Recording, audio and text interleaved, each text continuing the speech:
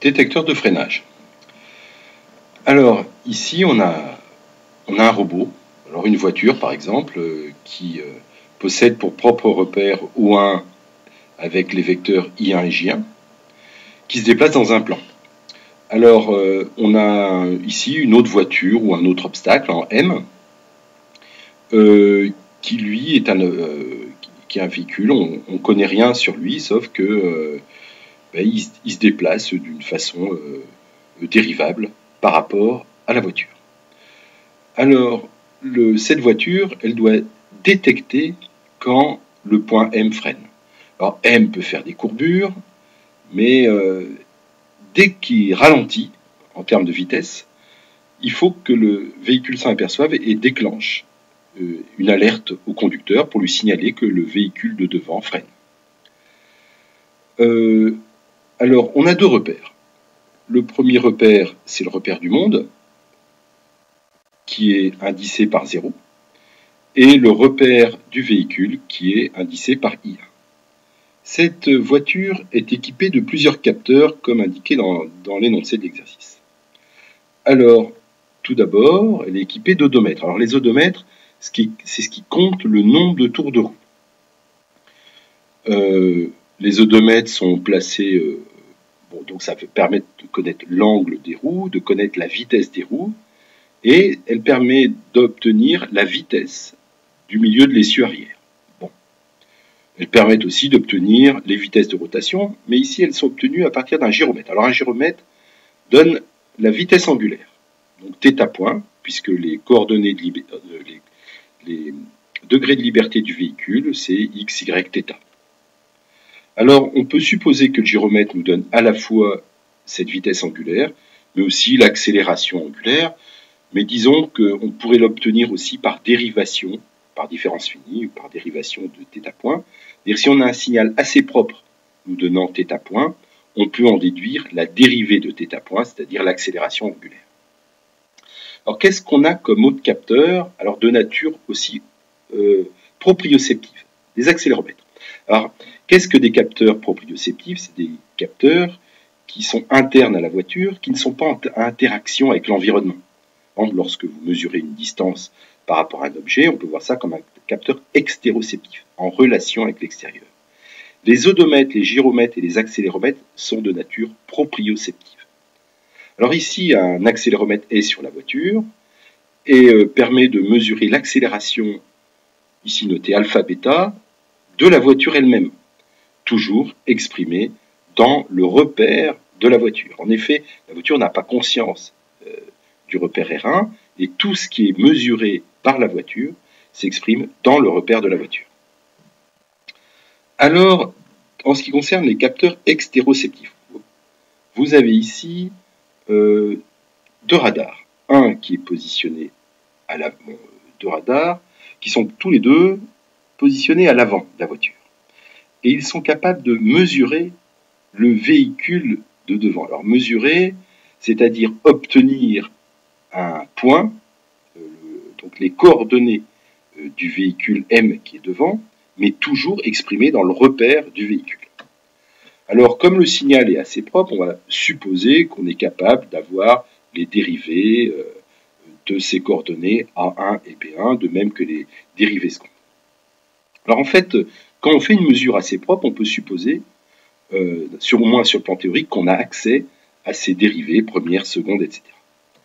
Par contre, ce qu'on peut dire sur notre véhicule, alors je vais redescendre, sur ce véhicule, on peut dire qu'elle n'a pas besoin de GPS. En effet, elle n'a pas besoin de connaître ses coordonnées absolues pour pouvoir en déduire le comportement du véhicule de devant. Donc elle n'est pas équipée de GPS, c'est-à-dire qu'elle ne peut pas avoir les coordonnées x, y, ni leurs dérivés du véhicule. Mais bon, ceci dit, on n'a pas besoin. De même, on n'a pas besoin de la boussole pour percevoir le véhicule qu'il y a devant. Donc, qu'est-ce qui est disponible? On est capable de mesurer la vitesse du véhicule par les odomètres, θ point par les gyros, A1 et B1, donc les coordonnées des véhicules de devant, par le radar, et l'accéléromètre alpha-bêta. accélérations du véhicule. Qu'est-ce qu'on ne connaît pas?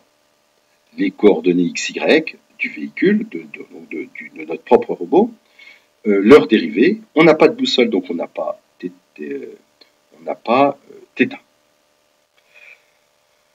De même, alors on n'a pas les coordonnées A0 et B0 du véhicule dans le repère du monde, dans le repère absolu. On ne les a que dans le repère de la voiture. Alors, qu'est-ce qui nous est demandé ici? Alors, on cherche à savoir si le véhicule de devant, donc M, est en train de freiner ou non. Alors c'est une problématique classique en véhicule intelligent. En effet, souvent, la voiture de devant, lorsqu'elle freine, elle nous émet, elle allume ses phares arrière, ce qui nous le signale. Mais là, ici, dans un contexte de véhicule autonome où on doit déduire le plus possible par nos propres capteurs. Alors, ce qu'on vous demande pour commencer, c'est en exprimant la relation de Schall, donc cette relation-là, on vous demande de démontrer la formule de changement de repère qui vous permet de passer A1 et B1, donc les coordonnées du véhicule qui nous précède, du repère de la voiture 1 vers le repère du monde. Alors ça, c'est Rθ, c'est bien évidemment une matrice de rotation. C'est donc ce qu'on va faire maintenant. Alors, voici ici le véhicule qui est représenté et on va réécrire la relation de Schall. Alors, la relation de Schall nous dit que A0, alors A0M, A0 bien sûr les coordonnées ici que vous retrouvez là, A0, A0M qui correspond excusez-moi, c'est pas du tout ça que je voulais écrire.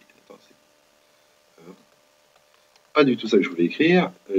C'était plutôt O0. Voilà. Alors, je vais écrire directement sous forme O. Je reprends le pain. O0. Donc, c'est coordonnées de ce point-là. M est égal, d'après la relation de Schall, O0 1 plus O1 M. C'est ce que donne la relation de Schall. Alors ça, ce sont des vecteurs et que je vais décomposer immédiatement. Donc ça, c'est équivalent. Je vais le décomposer sous les coordonnées I0, J0 du repère absolu. Donc ça va me donner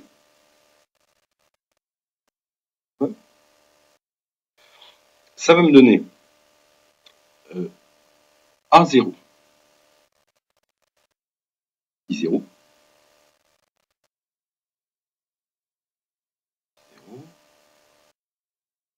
plus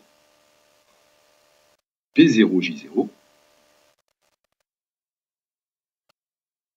qui est égal, alors ça c'est bien évidemment les coordonnées de O0M, qui va être égal à X I0, pour celui-là, plus Y J0, et enfin le dernier, plus A1 J1, plus P1 J1. Donc ici, I1 et J1 sont bien sûr ces vecteurs du repère du robot qui me permettent d'exprimer ici O1M. C'est-à-dire que ce vecteur-là, c'est ce vecteur-là. Voilà. Donc je continue et je vais donc exprimer cette relation qui ici est vectorielle par décomposition sur décomposition scalaire sur mon repère R0. Alors, cette relation, ça me donnait A0. Alors B0. Alors bien sûr, ce A0, B0 correspondent au vecteur que j'avais ici exprimé suivant I0 et J0, ce vecteur-là. Ça va être égal X, Y, plus A1 fois cos θ sinus θ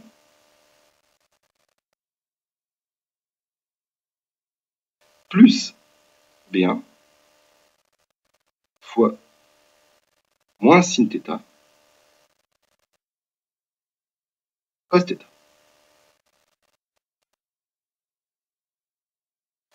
Alors ici, vous comprenez que ce que je viens d'écrire ici, c'est exactement la relation que j'avais écrite juste au-dessus. Donc ici, vous avez le A0 qui était là.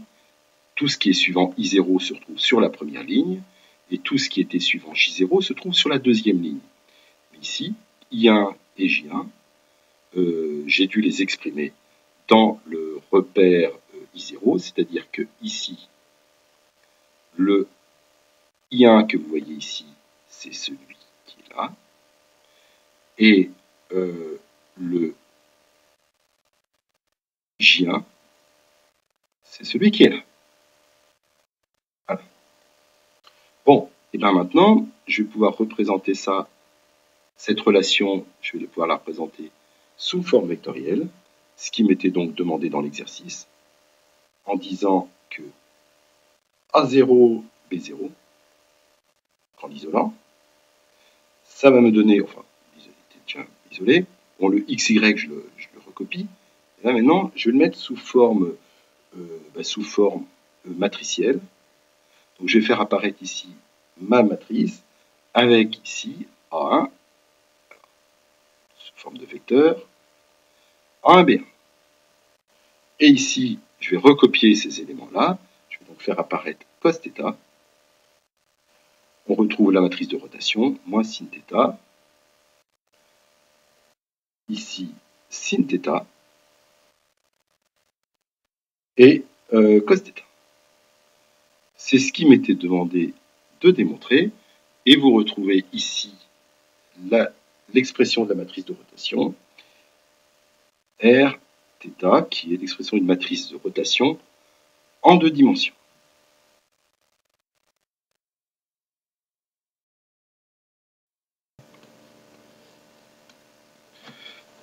Deuxième question. On a donc défini une matrice de rotation Rθ dans cette matrice de changement de repère, et on vous demande d'exprimer le mouvement de rotation qui, je rappelle, s'exprime non pas par R point, mais par R transpose R point. Et bien évidemment, on s'attend à trouver une matrice antisymétrique, comme on a vu dans le cours. Alors, la matrice Rθ était donnée ici. Petit 2,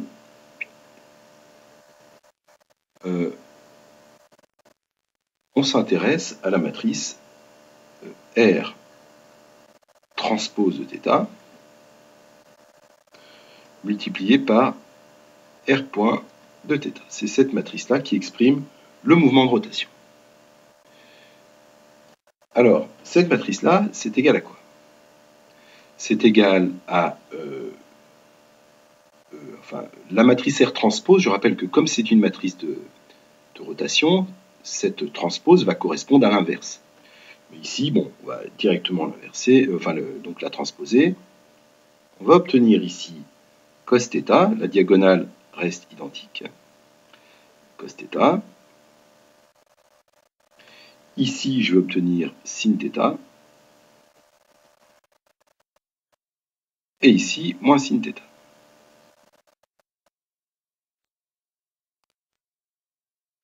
Voilà pour R transpose. Pour R point, je vais tout simplement dériver terme à terme.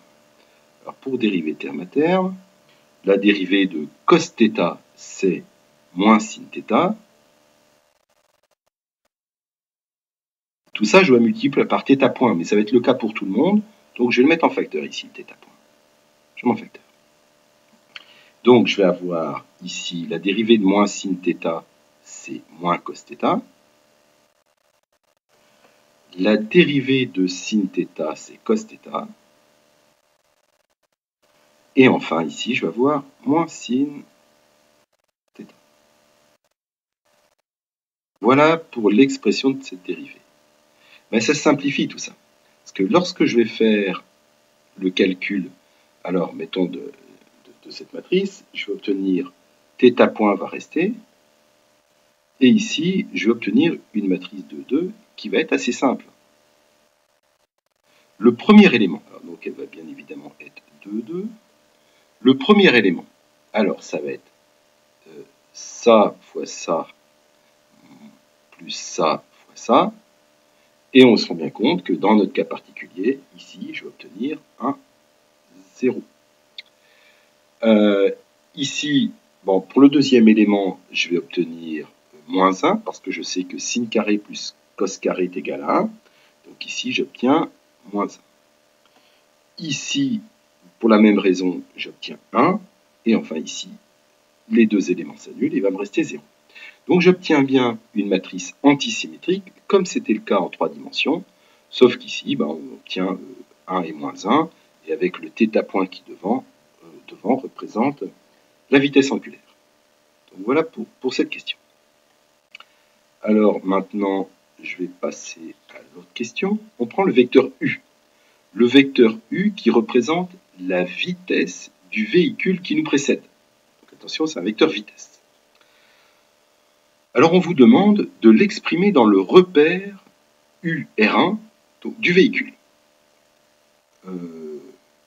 Alors on vous demande de l'exprimer en fonction des grandeurs x point, y point, donc la vitesse, le vecteur vitesse du véhicule, qui n'est pas mesuré, mais bon, de θ point, et des coordonnées du véhicule, enfin du véhicule, dans le repère du véhicule. Donc le véhicule qui nous précède dans le repère du véhicule. Bon, donc on va essayer de répondre à cette question. Pour cela, c'est la question numéro 3. Et alors U, on va directement écrire ce qu'il nous demande. U dans le repère R0. C'est égal à quoi? Ce vecteur vitesse correspond aux coordonnées, donc A0, B0, et bien sûr, dérivée. Donc, il va falloir que je rajoute le point pour avoir l'expression de la vitesse du véhicule qui me précède dans le repère du monde. Bon, ça par rapport à la formule de changement de repère qui a été démontrée précédemment, à savoir ici, je vais l'appliquer, cette formule de changement de repère, de façon à pouvoir utiliser, avoir en fonction de ce qui se passe dans R1. Donc, j'applique ici cette formule de changement de repère, je vais avoir x point, y point, qui sont les dérivés donc, de x et de y. Et si je dérive, alors je reviens ici, il va falloir maintenant arriver, je vais devoir dériver cette partie-là, donc je vais faire apparaître la dérivée de R point et ensuite la dérivée de cet élément-là. Donc, c'est ce que je vais faire maintenant. Je vais obtenir ici plus R point θ fois, fois A1, B1. Et enfin, plus Rθ. Maintenant, je vais dériver A1, B1. Donc, ça va me donner du A point, B point. Voilà. Maintenant, une fois que j'ai ça, je rappelle l'expression de changement de repère qui me permet de passer de R0 à R1, qui me dit que U exprimé dans R1, c'est égal à la matrice de changement de base, donc Rθ, fois U exprimé dans le repère R0. formule de changement de base pour les vecteurs. Donc de ce fait, j'en déduis ici que cette quantité-là, cette même quantité U R1, c'est égal à quoi? Je prends cette expression-là, qui correspond à UR0 qu'on retrouve ici, multiplié par cette matrice transposée. Donc je vais obtenir R transpose θ fois tout ça. Donc ici, je vais avoir le x point, y point de fait de celui-là. Ici, je retrouve ma matrice Rθ transpose que j'avais vu au petit 2 fois R point, θ, toujours fois mon A1B1. Et enfin, comme cette matrice-là, c'est l'inverse de celui-là, puisque c'est une matrice de rotation, l'inverse est égal à sa transposée, je vais me retrouver avec tout simplement A point, B point. Voilà. Bon, maintenant, qu'est-ce que je peux déduire de tout ça? Je vais obtenir ici cet élément-là, je vais le laisser. Ici, on avait vu que cette matrice-là était une matrice antisymétrique très simple, puisqu'elle correspondait à la matrice θ point fois moins 1, 1 sur l'antidiagonale. Donc ici, si je fais le produit avec ce que j'ai trouvé précédemment, alors, je vous le rappelle, c'était ici, cette expression-là, je vais bien évidemment me retrouver ici avec l'ensemble qui est là. Ça va être égal à θ point multiplié par moins B1. Et ici, A1. Voilà. Maintenant, il me reste encore cet élément-là. Cet élément-là ne va pas changer. Et je vais donc me retrouver avec, en effet, une expression de U exprimée dans R1. Donc, je me retrouve ici avec cet élément-là, qui est égal à cet élément-là, plus cet élément-là et cet élément-là, ce qui répond bien à la question qui nous était demandée. On vient donc d'exprimer le vecteur vitesse du véhicule qui nous précède en fonction des variables v, θ point et des coordonnées de leurs dérivées du véhicule qui nous précède exprimées dans le repère de notre robot. Voilà, mais on a des variables, donc x point, θ point, x point, y point, θ, elles ne sont pas mesurées par des capteurs. On ne connaît pas, en effet, on n'a pas de GPS et on n'a pas de boussole. Et on sent bien intuitivement qu'on n'en a pas besoin. Donc on va essayer d'exprimer ce vecteur vitesse en fonction des variables qui sont mesurées, c'est-à-dire je vais pouvoir rajouter la vitesse qui est mesurée par les odomètres et θ point, donc la variation de cap, qui elle sera mesurée par les gyros. Alors pour faire ça, je reviens à ce que j'ai démontré précédemment, c'est-à-dire j'ai démontré cette quantité-là, mais on a ici cette quantité-là, x point, y point, qui n'est pas mesurée. Alors, tout le reste est mesuré. θ point est mesuré, A point, B point, etc. Par contre, je sais par la formule de changement de repère que ici, cette quantité-là correspond tout simplement au vecteur vitesse de mon véhicule, donc du robot, non pas exprimé dans le repère absolu, mais dans mon propre repère. Donc ici, j'ai tout simplement V et 0. En effet, je rappelle, comme exprimé dans l'énoncé, sur le dessin de l'énoncé, qu'ici, dans mon propre repère, le vecteur vitesse est forcément orienté suivant lien. Donc la vitesse, c'est bien, enfin le vecteur vitesse, dans le repère R1, ça va bien être V et 0, puisqu'il n'a pas de composante suivant J1. Donc, en résumé, on peut dire que cette quantité que vous avez ici, on va la réécrire, ça va être égal à, je vais avoir pour V ici, je fais du V qui est là, moins θ point B1, plus A point,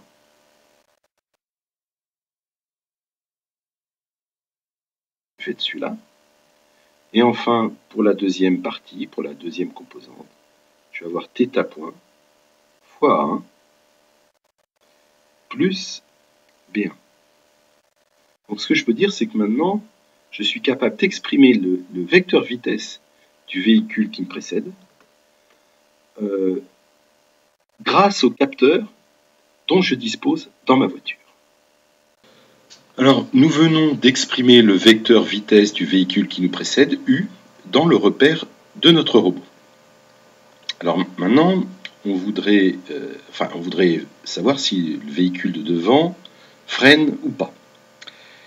Donc on va avoir besoin de l'accélération. Alors, le vecteur accélération de notre propre véhicule, on le connaît, c'est le vecteur alpha-bêta. Il est exprimé, on le connaît exprimé dans notre repère, puisque c'est les accéléromètres qui nous donnent ce vecteur. Alors ce qu'on va faire, c'est qu'on va prendre le vecteur m, donc les coordonnées du véhicule qui nous précède. On va le prendre, on va le dériver 2 fois pour en déduire l'accélération. Et ensuite, on va utiliser les formules de changement de repère pour exprimer ce vecteur accélération dans notre propre repère. Et ceci uniquement en fonction des variables mesurées.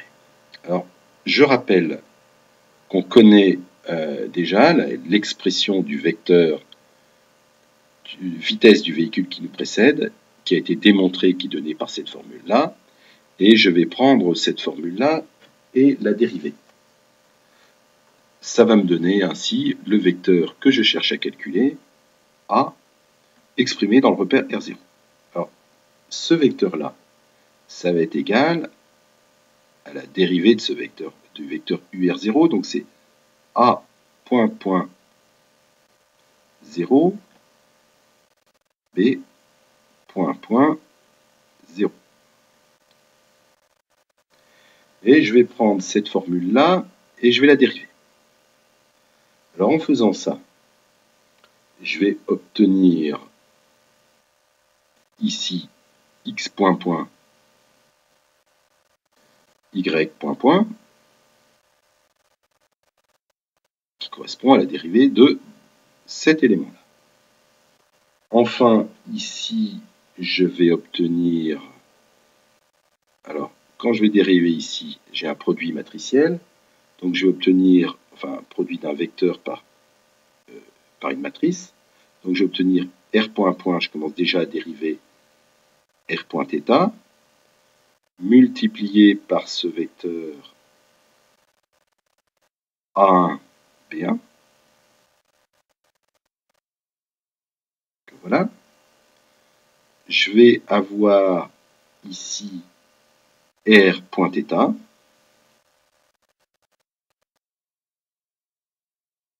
multiplié par la dérivée de cet élément-là. Je vais donc avoir ici A.1, B.1. Et je vais faire la même chose pour celui-là. Alors pour cet élément-là, je vais obtenir, si je dérive ça, je vais obtenir, si je commence à dériver R point θ, Rθ, je vais obtenir exactement la même chose que ce que j'ai là. Donc je vais rajouter un 2 pour prendre en compte la dérivation de ce produit-là. Et enfin, je vais obtenir ici R θ transpose, excusez-moi, multiplié par la dérivée de cet élément-là, donc A point, point 1, B point, point 1. Et voilà l'élément qu'il nous fallait obtenir.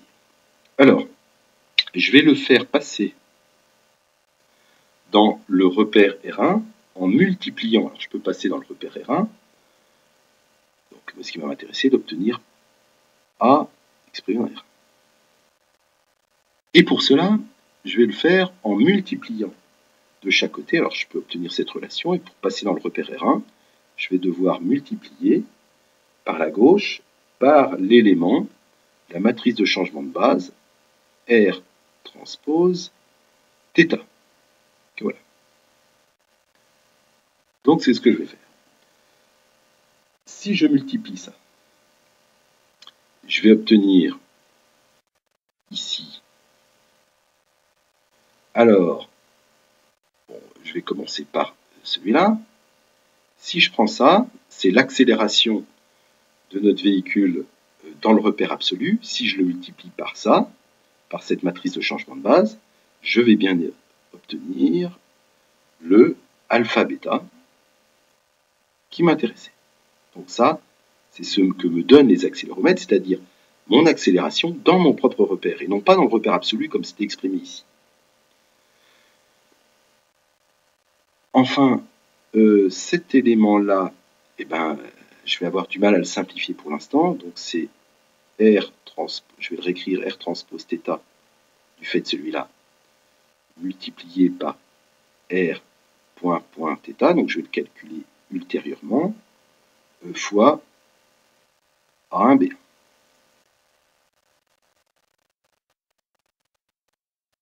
Alors, cet élément-là, ben, je rappelle que R transpose θ fois R point θ, c'est une matrice qui est antisymétrique, qu'on avait déjà calculée avant, qui avait sur l'antidiagonale le 1 et le moins 1, donc ça revenait à une permutation de ces deux éléments-là, un signe près. Et j'ai toujours le 2 qui intervient ici, donc si je fais cette multiplication, cet élément-là, alors que je vais représenter ici, cette partie-là, ça va se retrouver égal à, excusez-moi, ici, il n'y a pas ça, ça c'est un plus, c'est un plus, ici, je vais donc me retrouver avec un 2, le 2 qui vient de ça, et ici, je vais avoir une permutation, donc B.1, A.1, et ici, avec le signe moins. Je rappelle, c'est parce que c'est du fait que cette matrice-là, R transpose θ fois R point θ, c'est la matrice antidiagonale, θ point fois moins 1, 1. Et bien évidemment, il va falloir multiplier l'ensemble par θ point. Je continue. Ce dernière chose-là que vous voyez ici, si je multiplie par R transpose θ, puisque c'est l'inverse de Rθ, je vais me retrouver ici avec A point point 1, B point point 1. Donc qu'est-ce que je mesure là-dedans? Donc cette composante-là, je mesure par les accéléromètres. Là, ça, je ne le sais pas encore. Le A1 et le B1, je le mesure puisque c'est le véhicule de devant dans mon propre repère. Là, ça correspond aux dérivés que je peux déduire par dérivée de ce que je mesure. Ici, tout ça, c'est connu par les gyros. Ça, c'est connu par dérivation de cet élément-là. Ce qui va maintenant m'intéresser, c'est de calculer cette partie-là, que je ne connais pas trop. Alors, c'est ce que je vais faire maintenant. Alors, bon, je vais le retrouver là. Hop, cet élément-là, je vais le calculer. Alors, je reviens là, calculons-le. Alors, je vais l'appeler, je vais l'écrire en noir. R θ transpose multiplié par R point θ. C'est ce que je vais calculer. Alors, ça, c'est égal à R transpose θ. Excusez-moi, ici c'est dérivé deux fois. Une fois là, une fois là. Multiplié par la dérivée par rapport au temps de R point θ auquel je me suis déjà intéressé auparavant. En effet, je sais que ce R point θ que vous voyez là correspond à θ point multiplié par la matrice moins sin θ moins cos θ cos θ et moins sin θ. Ça se déduit directement par dérivation terme à terme de la matrice Rθ. Alors, une fois que j'ai ça, je vais la dériver. Cette matrice-là, elle est égale à θ. Alors, déjà, ça me donnait du θ point point, multiplié par cette matrice-là, moins sin θ, moins cos θ, alors je la réécris. Cos θ moins sin θ, je la recopie. Enfin, je vais dériver la deuxième partie du produit. Donc ici, il va me rester le θ point. Mais comme je vais faire apparaître à nouveau le θ point en redérivant la matrice, je vais avoir un θ point au carré. Et si je dérive cette matrice-là, je vais obtenir, multiplié par la dérivée de moins sin θ, c'est moins cos θ, sin θ, ici moins sin θ, et moins cos θ. Voilà. Alors je rappelle que je suis en train de calculer ce terme-là, que vous voyez en jaune, qui est à nouveau recalculé ici. Celui qui m'intéresse. Alors, je vais descendre. Voilà. Je descends un peu l'écran. Alors, si je fais le calcul, alors le calcul, égal, alors, cet ensemble-là, je vais le calculer. Je vais faire, alors cette composante-là, je la connais. Je fais le calcul et je vais obtenir θ point point multiplié par 0 moins 1, 1 et 0. En fait, on reconnaît la matrice antisymétrique de tout à l'heure puisqu'on avait déjà effectué ce produit pour calculer l'expression de R transpose θ fois R point. Mais ici, on n'a plus les θ points, mais θ point point. Alors ensuite, moins θ point au carré, évidemment, multiplié par 1, 1, 0, 0. Oui, bon, c'est l'identité. Et ce qui va me donner, alors, bon, je me retrouve ici avec un moins θ point carré,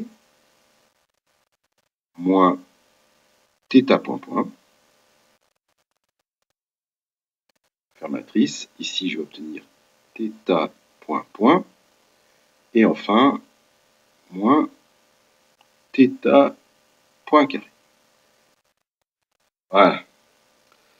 Donc, ici, je me retrouve avec des éléments que je mesure, puisque j'ai un gyro qui me donne les θ points, et puis par dérivation de ce que je mesure, je peux en déduire les accélérations angulaires.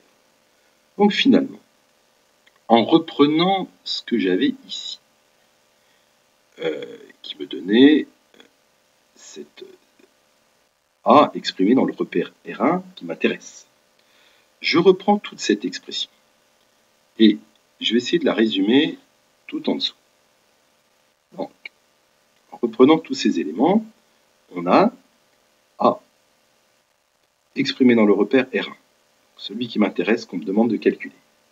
Ça va être égal, alors je vais avoir le alpha et le bêta, qui étaient la première somme.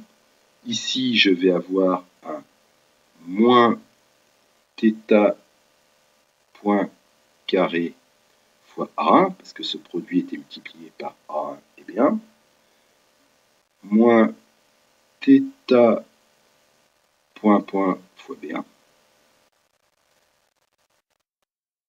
moins 2 θ point B1, plus A point point 1, je referme ici, et puis enfin pour le deuxième, je vais obtenir θ point point A1, moins θ point carré B1, plus 2 θ point A point 1,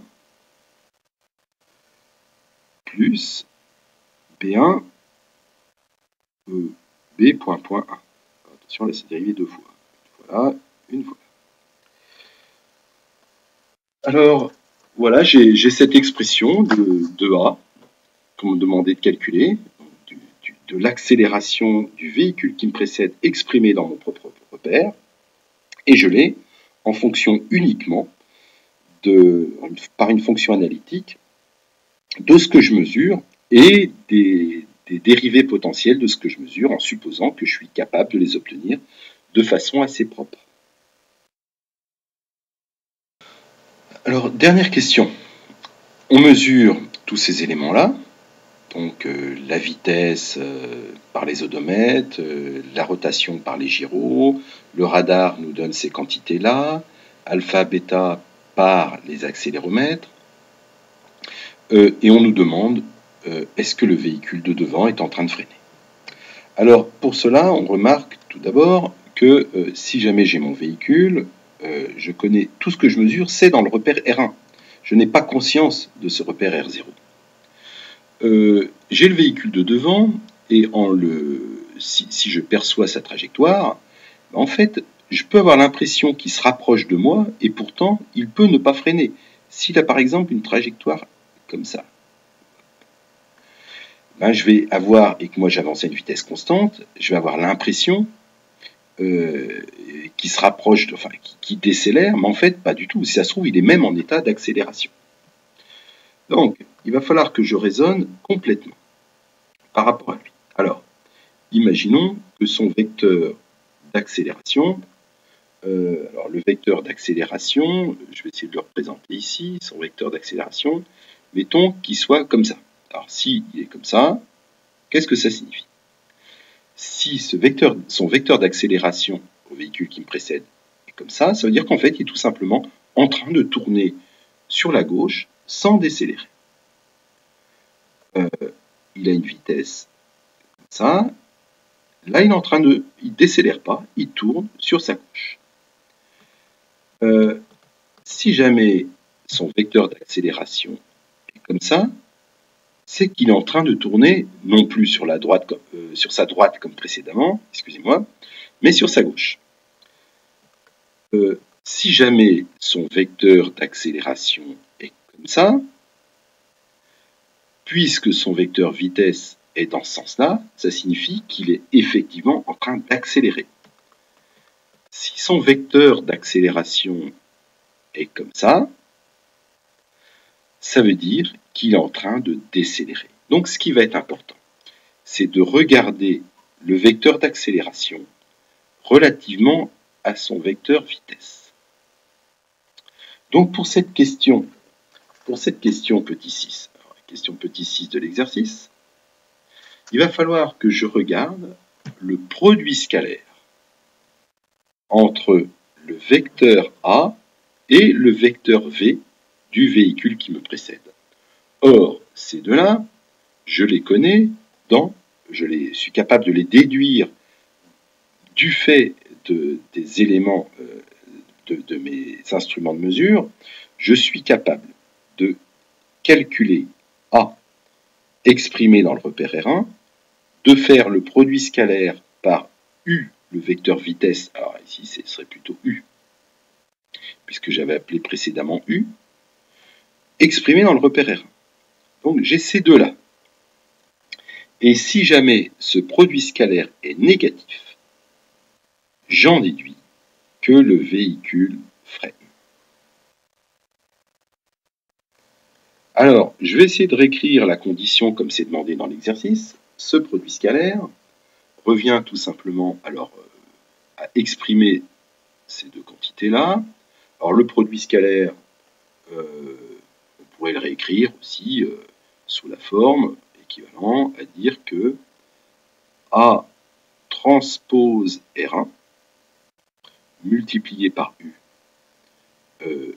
R1 négatif. Ça s'exprime de cette façon-là, cette condition de freinage. Bon, alors je reprends tout simplement ce que j'avais calculé avant, puis j'en déduis la condition de freinage, la condition à trouver de freinage. Elle s'exprime de la façon suivante. Je regarde alpha, alors je réécris tout simplement les quantités que j'avais calculées précédemment. Donc θ point fois A1, moins θ point point fois B1, moins 2 θ point fois B point, plus A point point, plus A1 point point. Alors ça, c'est pour A exprimé dans le repère R1. Ici, je vais avoir mon bêta, plus θ point point fois A1, moins θ point fois B1, plus 2 θ point A point 1, plus B point 1.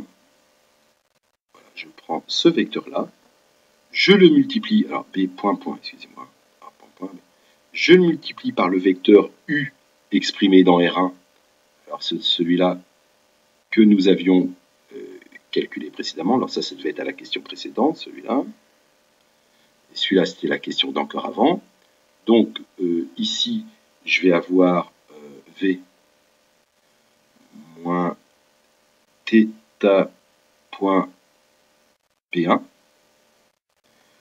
plus A point 1. Et enfin, pour la deuxième composante, c'était θ point A1 plus B point. Bon, bah, si ça c'est négatif, si cette quantité-là est négative, alors je peux en déduire que mon véhicule freine, et chacune des quantités que vous voyez dans cette expression sont des quantités qui sont mesurées par les capteurs